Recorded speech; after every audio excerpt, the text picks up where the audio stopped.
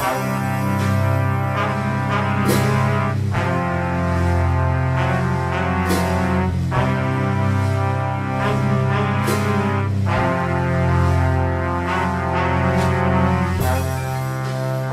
everybody, and welcome to a back-to-back recording of Pinkie Pie is Dead, continuing Chapter 8, 9, Chief. I have to call it in, of course. The guards aren't gentle when they take Rarity and escort her to the station. She doesn't resist. Her eyes and mouth are wide, bewildered, horrified. I follow the lot of them back to the station. They're subtle, sticking back to the streets that no one would have to see a bearer being treated like the worst kind of criminal imaginable. We slip away into the fog like thieves in the night. When we arrive at the station, silence falls like a lead curtain. None say a word when she's brought in.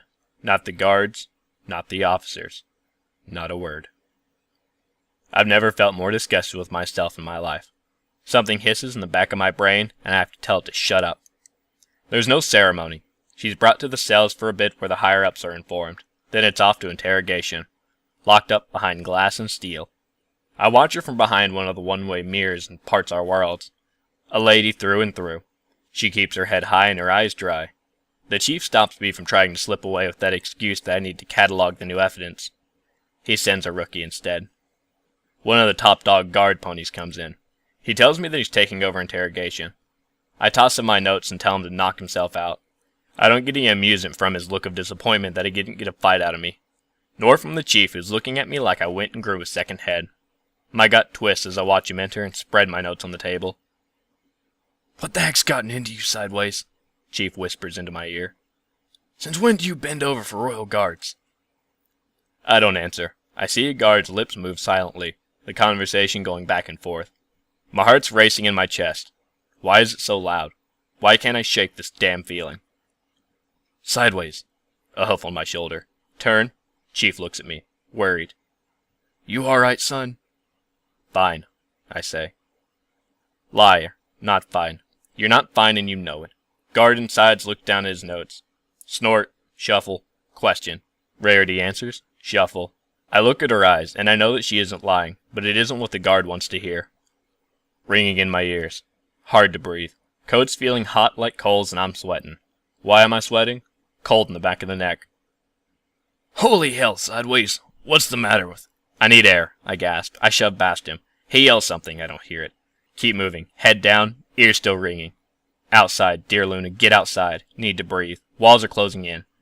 Panic attack. Haven't had a panic attack since... I burst out of the doors of the station. Heart's pounding, blood's racing. It's all catching up to me. The rain comes down in a light drizzle, like feathers of angels fluttering against my cheeks. Suddenly, it's like I'm drowning and my hooves fall out from beneath me. Someone shouts my name. The thing in the back of my head screams. What's more terrifying? That I'm right, or that I'm wrong? Someone shouts my name. The fog vanishes and I hear it. "Sideways! Get a hold of yourself! Where's Doc?" Chief's got me on his shoulder, trying to shake me. It all comes into focus. He flinches when I grab his neck. I'm okay. "Like hell you are! You just keeled over. Someone go get..." I'm fine, I spit. My grip tightens. Just drop it, Chief, for Pony's sake. He licks his lips nervously and looks back and forth between me and the cops coming to see what's gone wrong. Keep face, damn you. I'm fine. I can't let them think anything's wrong. "Right. Nothing to see here, folks," finally says Chief. "Good old Sideways just not used to cigarettes anymore. Had a bit of a coughing fit." He says it so professionally that I almost believe him. I manage to stand and look like I'm alright. Heart's still racing. When they're gone, I fumble for a cigarette, breathing the soothing smoke deeply. It helps. "What the hell is the matter with you, Sideways?" The Chief barks when I try to move past him. Nothing, I say. I try to keep my voice from trembling. I fail. "Bullshit. This isn't like you. I know we ain't exactly pals, but for the love of Celestia, you've got to give me something here. 1 second you're fine, and then the next you look like you've seen a ghost. What's biting you?" Nothing. Just a bit of a fainting spell. "A fainting spell? Sideways, the hard ass from Philadelphia needs smelling salts to a rich old mare? That's not the pony I know."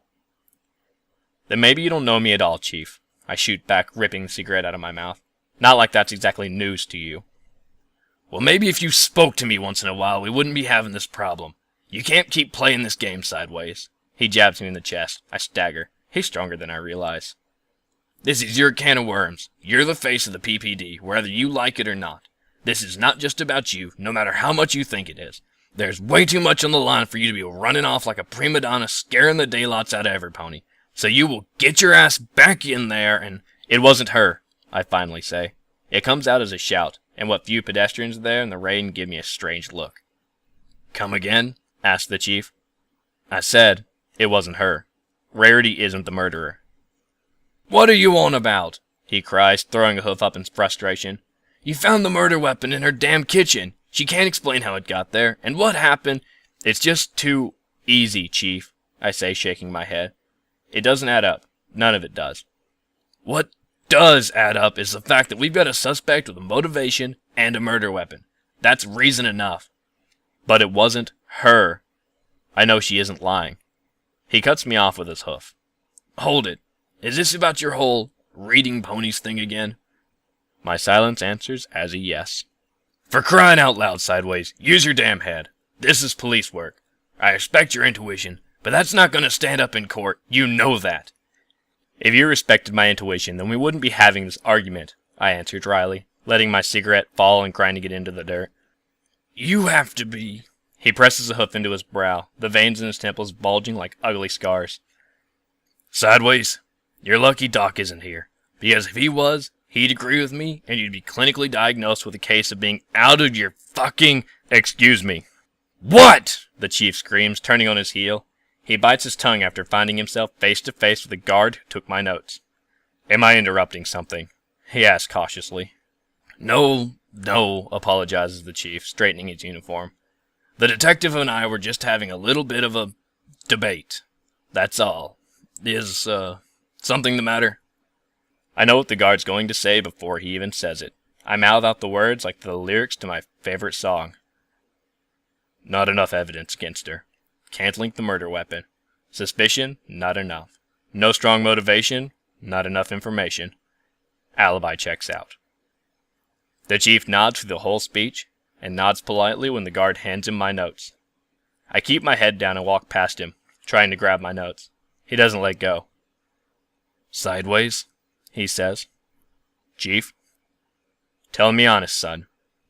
Do you have another lead? The words hurt my throat. It's like coughing up pine needles, or maybe a kitchen knife.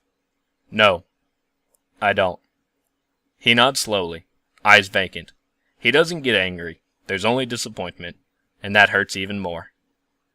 Go home, Sideways, he murmurs sadly. Chief, I said go home. I have Miss Rarity taken care of. I'm going to need to file a report on this anyways. Just get some sleep, son. Take tomorrow off. I should defend myself. Tell him he's wrong. Tell him to shut up and that he doesn't know any better. Take a drag, shrug him off. Instead, I'm numb. Night falls. The rain swallows me whole, and I feel myself disappear into the cold fog.